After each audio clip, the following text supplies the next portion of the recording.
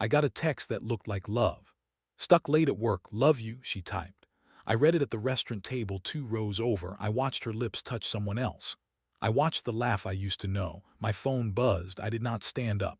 I did not shout. I took a picture. I wrote back, work hard tonight, and sent the photo of her table. Her face went white. The room froze around her.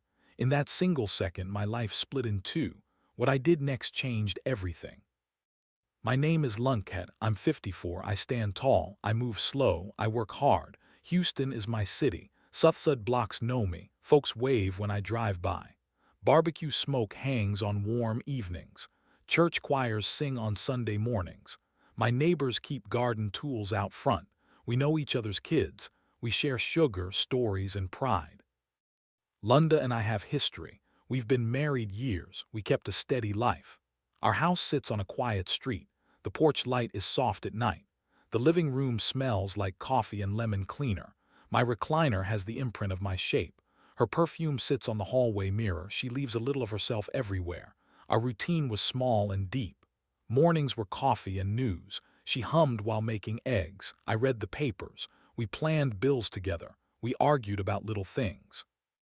We laughed harder about small wins. Lunda works downtown. She's smart. She dresses sharp for meetings. She slays hair and lipstick. She always looked ready to conquer. We had friends in the church, cousins who checked in, and a son who called sometimes. Family dinners were loud. Neighbors came by with extra plates.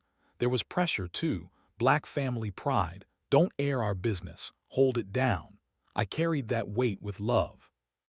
I noticed small things first. The way she'd step into a room like she owned it. The new perfume that didn't smell like home. The way she'd close the bedroom door longer. I felt it. I told myself not to name it. I told myself marriage had seasons. We were protected by years together. I trusted that. That night started like any other. I had my coat on. I was out for a quick dinner. I sat 2 tables away, my back to the wall. I watched her laugh. She reached for a glass. He reached back, my chest tight. The hum of the restaurant faded. I kept my hands still. I watched. I took the picture. My thumb hovered over send. I did not know then what that picture would do, but I knew something had broken, and I knew I had to choose what to do next. The moment pulled me forward. I didn't move. The night waited. I remember the little things first. Lunda began coming home later. Not a few minutes, hours. Her phone started living in the same place it never used to, tucked under the throw pillow, screen down. She'd jump at a buzz and lock her face like a safe. When I asked, she smiled and said, work. That was the answer for everything. Work. Meetings, deadlines, overtime. I wanted to believe her. I wanted that life. Her laugh changed. It sharpened. It wasn't the warm laugh that used to fill our kitchen. It had edges now. She paid more attention to her reflection. I watched her in the mirror and felt a strange distance.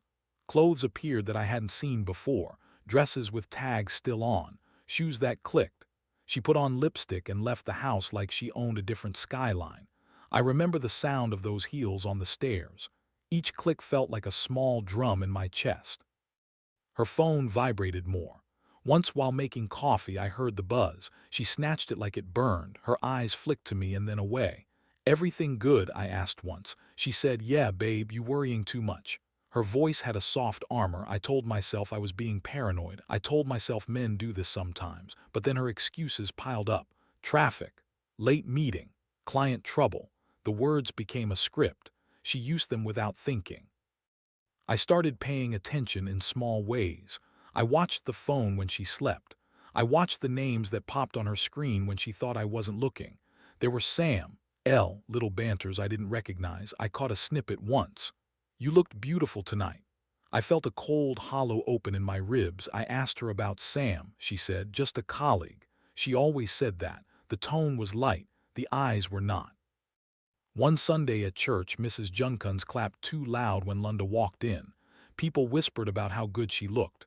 Cousins told stories about new clients. My brother asked if everything was okay. I smiled and said yes. I said it with a weight. Black family is protective. We keep faces intact. We patch things in private. I tried to patch too. I prayed alone more. She started changing small habits. She deleted messages in front of me. Once she left her laptop half closed on the table. I saw a browser tab with a restaurant's name, the place downtown where she said she'd only ever been to training sessions. I should have asked then, but I didn't. I told myself there was a reason. Maybe it was nothing. At home, the silence grew heavier. We used to cook together. Now she said she'd pick up food. I'd smell perfume on the fork she left in the sink.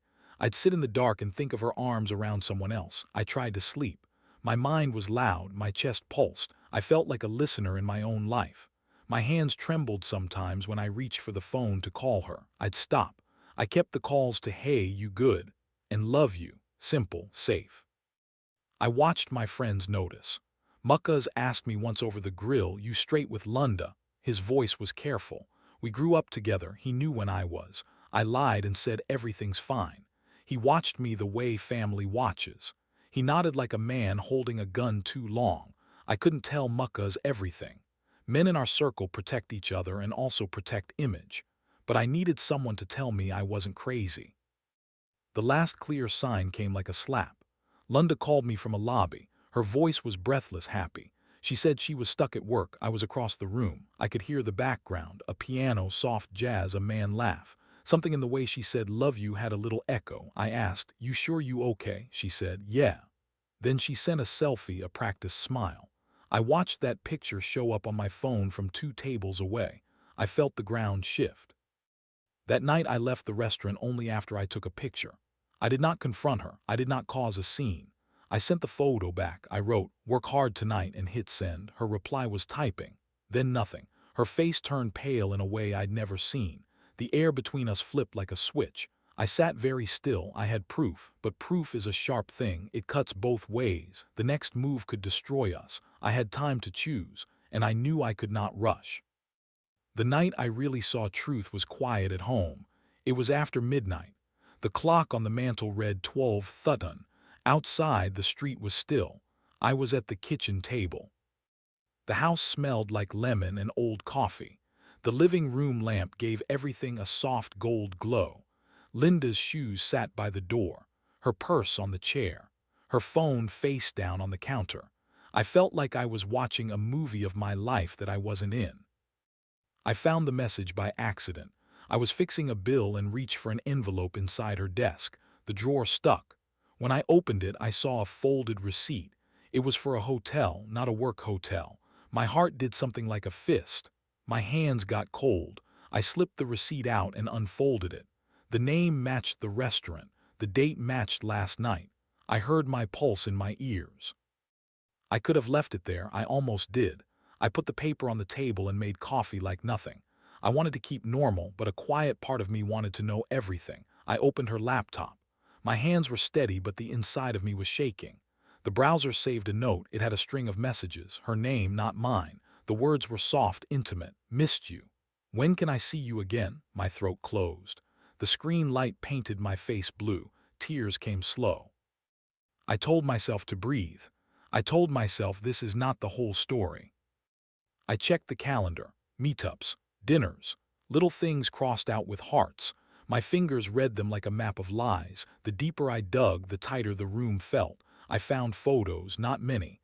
One closing shot of her hand holding his, another of a napkin with lipstick. I put my head in my hands. The house was suddenly too loud. My breathing sounded like a drum beat. She walked in then, the slippers on the rug, keys jangling. I did not move. I wanted to see her raw. She came into the kitchen smiling. "You still up?" she asked. Her voice was casual. I kept my eyes on the screen. She reached for her phone. She saw the laptop. Her smile faltered. For a second, she was a little girl caught with a secret. I felt something cold wind through my chest. "What's this?" I said, quiet, not loud. My voice had a new edge. She looked away, her fingers clenched. "Leon, you shouldn't be in my stuff," she said. Her words tried to push me away. She wasn't angry at the proof. She was scared. I saw the tremble in her hands. Her body language begged for mercy. I told her I saw the receipt. I told her about the picture at the restaurant. She stopped talking. The house held its breath. Linda's eyes filled, but she fought the water back. She had been good at that, holding it. "It's not what you think," she said. The line cracked. She tried to explain about loneliness, stress, needing attention.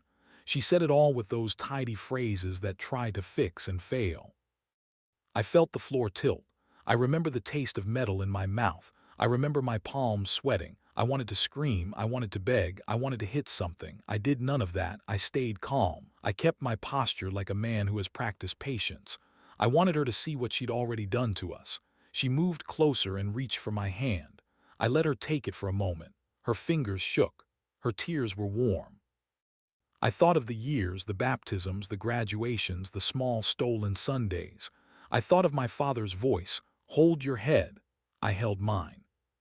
She admitted things then, not everything. Enough, a night here, a lunch there. She spoke of feeling seen in ways I hadn't given. She said, "It just happened."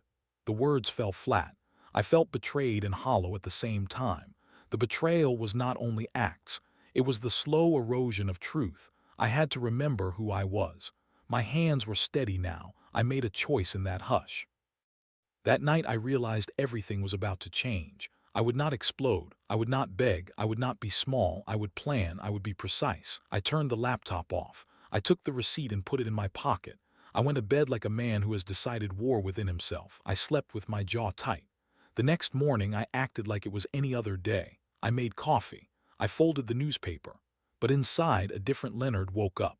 A Leonard who would move quietly and aim true. The world would never feel the same. I sat across from the table where Linda left her coffee rings. The house hummed with ordinary noise. The TV played a sermon. Outside, kids played. Inside, I was becoming a man with a plan. I don't move quick with anger. I move slow with purpose. That is who I have always been. I told myself to breathe and think. Emotions are loud. Strategy is quiet. First, I gathered proof. I photographed receipts, messages, calendar notes. I made copies. I saved screenshots and printed them. I stored backups on a drive, and in a folder I labeled for tax stuff. People rarely check the tax folder. I opened accounts she didn't know about. I moved money where it mattered, not to be cruel, to protect. To make sure what we built wouldn't vanish in a night, I called the bank. I changed passwords. I transferred small amounts so it wouldn't set off alarms. I kept every move legal. I kept it calm. There were pieces of our life I had power over. The house deed, the brokerage account, the extra truck title. I looked at each one like it was a chess piece. I didn't take everything. I left enough in place so the world would not panic and so our son would not be stranded. But I made sure the assets I could control were out of easy reach. I met with a lawyer under the pretense of updating wills and beneficiary info. I was honest with the lawyer but quiet in front of Linda. My friend Marcus drove me to that meeting. He sat in the car and smoked and said little. He is a good man. Men like Marcus listen without judgment. I did not make noise in public. I smiled at church. I hugged cousins who asked about Linda. I kept Sunday appearances. I showed up at cookouts with extra ribs. People liked Leonard because I was solid. I kept that. Linda watched me in the small hours. My calm irritated her sometimes. She couldn't read the ledger of my mind. She only saw a man who held it together. At night, I played back our life. I replayed the small betrayals that became a pattern. I reminded myself who I was. This wasn't about destroying her. This was about reclaiming my life and my dignity. I wrote letters that I never mailed. I made lists of what mattered: safety, truth, our son's future. I talked to my pastor quietly, not to gossip, for counsel. Faith has an anchor. It helped me hold a steady hand. Her reactions were a study. She went through denial, anger, bargaining. At times she softened. She cooked like nothing happened. She asked about dates and errands. She tried to be intimate in the old ways. I acted like a husband who forgives but is cautious. I kissed her in the kitchen and told her I loved her. I meant what I said, but with a layer now. Love does not mean blind. There were nights I watched her sleep and felt a grief so big it made me small. I wanted to scream into the pillows. I wanted to tear down the house, but I held back. I recorded conversations when she agreed to meet, important for truth. I kept receipts and bank notes. I learned small things about how people try to hide. Men often leave a mark. Women do too. I collected proof like a farmer gathers seeds for winter. Marcus and my cousin Tanya noticed the change. Tanya came over with lemon pie and said, "You all right?" I said. "I'm handling it," she nodded. "The neighborhood has an unspoken language. People protect what's family. They also whisper. I heard whispers. I felt eyes. That can sting. I felt shame and power at once. When you build a life, you don't want to pull at the knots. But when someone else loosens them, you must." I rehearsed the confrontation in my head. I planned a time when Linda would not expect it. Not at a dinner or anniversary. Not in anger.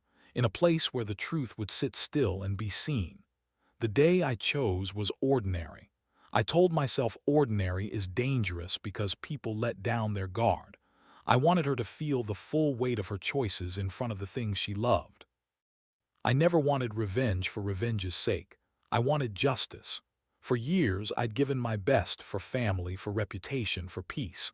I wanted a clean break that did not smear me as the villain. I wanted to keep my name for my son, for my elders. My plan was quiet. It was surgical.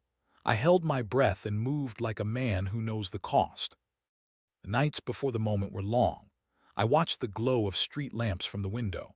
I checked the drives and the files again. I made copies. I put a folder in the glove box of my truck. I arranged for witnesses without telling Linda. I wrote an email to a lawyer and saved it as draft in case I needed it. There were small comforts: church on Wednesday, Marcus at the shop, my hands on the steering wheel. I felt like a soldier waiting for orders. The plan was in motion. The day I chose to confront her, I was no longer the same man. I picked a normal Tuesday. She had a meeting downtown. I told her I'd be home early. The house was quiet when I walked in. Dinner simmered on the stove, her comfort food. I set down my keys slow.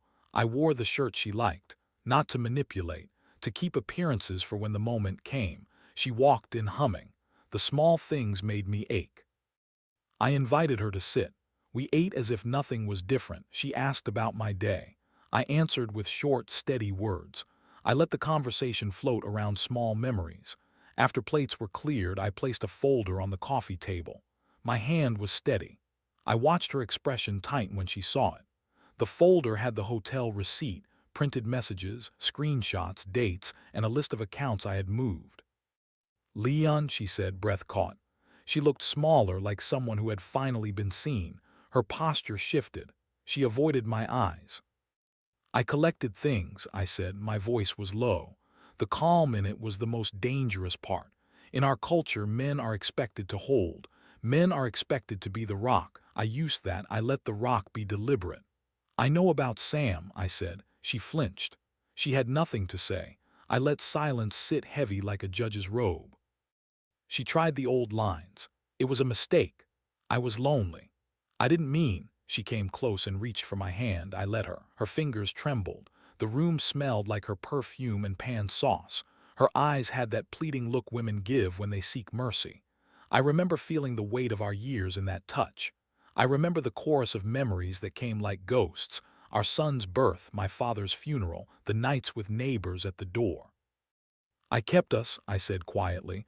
"I moved money. I protected what needed protection. I placed the deeds and account printouts on the table. This is not to humiliate you. This is to keep what matters safe." She started to cry, not deep sobs at first, small, sharp breaths, the body language of someone collapsing inside. Her story spilled then. Not all, enough. She spoke of feeling invisible, of compliments from someone who listened, of texts that made her feel seen. She told me about lonely lunches that became late nights. Her words were raw and messy. I listened. I have always listened. But listening does not mean silence about truth. People might expect a raised voice, a fight, a scene, but I wanted restraint. My power felt in my calm. When she tried to blame me for not noticing sooner, I said, "We both had our faults, but choices are choices." My voice did not shake. I named facts, dates, places. She flinched at the accuracy of it all. The cultural weight hung between us, our elders, our church, our family expectations. A marriage in front of the neighborhood is heavy. She looked toward the window like she could see their faces judging. When she admitted she had left the house that weekend with him, I slid a photo across the table. It showed them laughing, blurred enough to protect identity but clear in meaning. She covered her mouth. Her body crumpled like paper. The years of pretending had been cut by evidence. She was human then, broken, ashamed, small in a way I had not seen. "Linda," I said close, "you had choices." There was no relish in my words, only regret and determination. I told her I wanted to work on this for us, for our son, if she could be honest, repent, and go to counseling. She shook her head. Her denial came and died in the same breath. She said she was done. She said she loved someone else. The words hit like winter. I asked for two things: honesty and that she leave the house temporarily until we figured things out. I wanted space. She begged, she pleaded. She did things women do when cornered. She promised everything, then tried to rearrange the facts. But I had arranged the facts. I had evidence. I had safety nets in place. I was not going to let pride cost my son's future. She knew then she had already lost certain things. The power in that moment was not mine to gloat over. It was the natural consequence of choices. She cried until she fell asleep on the sofa. I watched her and felt both sorrow and relief. Sorrow for what we once were. Relief that I had not let anger steal my future. I walked outside at dawn and let the cold air shape me. I felt like a man who had been rebuilt from careful pieces. She knew she had lost some things. But she also had the chance to rebuild, if she chose truth.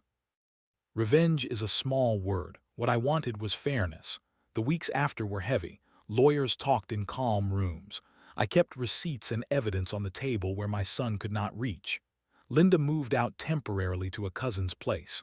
The neighborhood watched. People whispered. My mother called and cried. Family shows up in different ways, some with plates, some with questions. I answered what I had to. The house stayed in my name for now. The accounts I protected stayed where I placed them. I made sure our son had full access to what he needed: college funds, insurance, basics. That was my priority.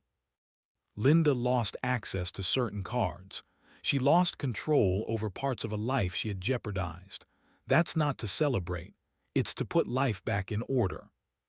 Her reputation changed. Folks who used to smile started to look away. That's how community works. We are small towns inside a city. We gossip, we also guard. Some family members turned toward me. Others stayed silent. I felt the shift. It stung. I walked into church and felt a line of eyes. I endured. I did what I had to do. Court dates came. Discussions about separation, custody, and assets moved like careful chess. We both sat across from lawyers who had practiced for years. I presented facts. Linda had her own version. The judge listened.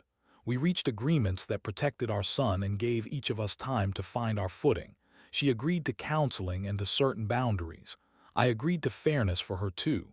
Justice, not revenge. Word got around. Some called me cold. Some called me brave. My son sat with me and cried once about how messy grown-up life can be. I told him that adults make mistakes and we clean up with dignity. He hugged me and said, "Dad, you kept us." That line was a small victory bigger than the house. Linda started to feel regret. It showed in small ways. She apologized in letters. She reached out through a cousin. Regret is a quiet thing. It does not undo damage. It does not return time. People change or they don't. For her, the fall was hard. She watched doors close. Jobs she hoped for became harder to get where trust mattered. Community whispers followed her like a shadow. For me, the dawn came gradual. I drove at night sometimes to clear my head. One morning, I pulled over and watched the sun break behind the freeway. Light came slow. I thought about who I wanted to be. I thought about my father's voice. Do right by yourself and the rest follows. I wanted to be a man my son could be proud of. I wanted to keep my dignity. I walked away from the legal fights with my head up. I had lost trust, but I had not lost myself.